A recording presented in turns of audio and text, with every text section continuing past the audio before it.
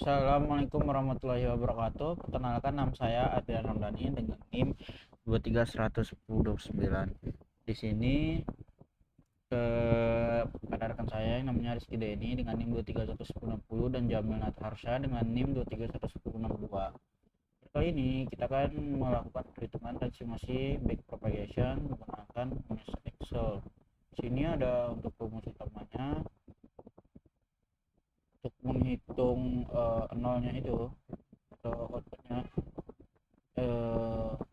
input data dikali bobot ditambah bias. Untuk errornya dia itu hasil dari output sama dengan dikurang 0. Terus untuk bobotnya memperbarui weeknya, bobotnya itu w now sama dengan bobot baru sama dengan bobot lama ditambah learning rate atau episode dikali n dikali x, yang mana n ini learning rate-nya. Terus untuk biasnya, menghitung biasnya yaitu bias new, bias baru sama dengan bias old ditambah epsilon dikali learning rate. Ini kalian bisa lihat untuk learning rate-nya itu 0,3. Sehingga kita akan memakai logika n.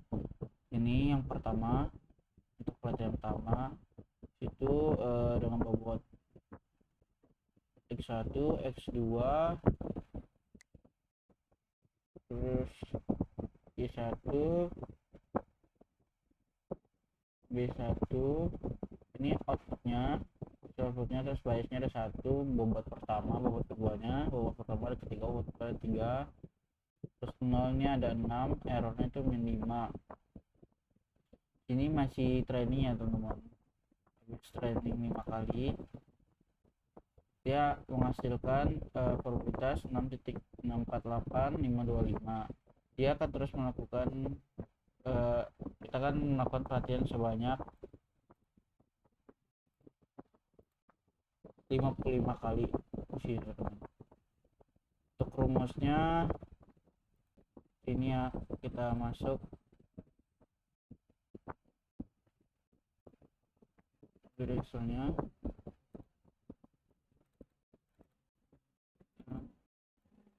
Nah,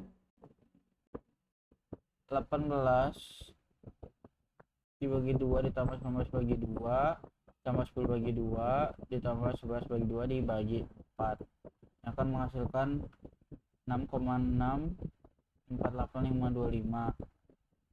Ini 18 ini tabel ke 18 bagi 2,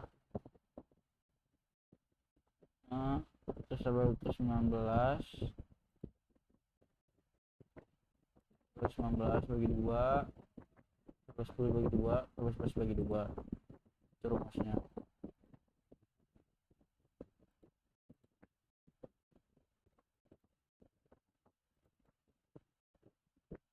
Dia kita akan melakukan itu sebanyak 55 kali, dan ini untuk tesnya teman-teman ya, yang dimana inputan datanya ada 0, x1 x2 nya 0, y nya itu 0, biasnya itu 0, min 0,35714 dengan bobot 0,3905 dan bobot kedua 0,5, dan O nya ini learningnya 0,35714 jadinya.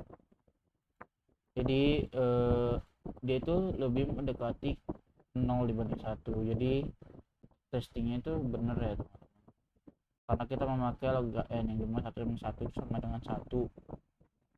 0 itu 0, 0 itu 0 tuh.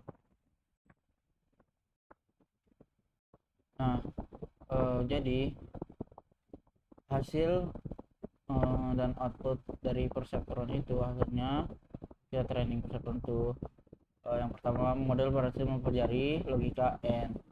Terus bobot dan biasnya berubah di setiap eposnya atau trainingnya. Nilai errornya semakin kecil, nilai MSC-nya menurun seiring iterasinya, dan output mendekati target yang diharapkan. Ini dan lihat ini pas training yang pertama dia tuh errornya terbilang tinggi ya, yaitu 66% MSC-nya. Untuk di training pertama. So ke training kedua dia itu udah mulai menurun 0,1 0,2 0,1 sampai dengan training yang kelima dia tambah kecil ya teman-teman ya, 0,12 itu ya. Terus untuk outputnya input 1 dan 1, maka output akan mendekati 1. Jika input 1 dan 0, maka output mendekati 0. Jika input 0 dan 1, output mendekati 0. Input 0 dan 0, output mendekati 0, seperti itu teman-teman. Nah, jadi pengaruh learning rate itu, dia itu mempengaruhi proses training, yang dimana learning rate itu menentukan besar bot. Dan nilai learning rate-nya mempengaruhi kecepatan training, terus bobot awal juga mempengaruhi hasil akhir.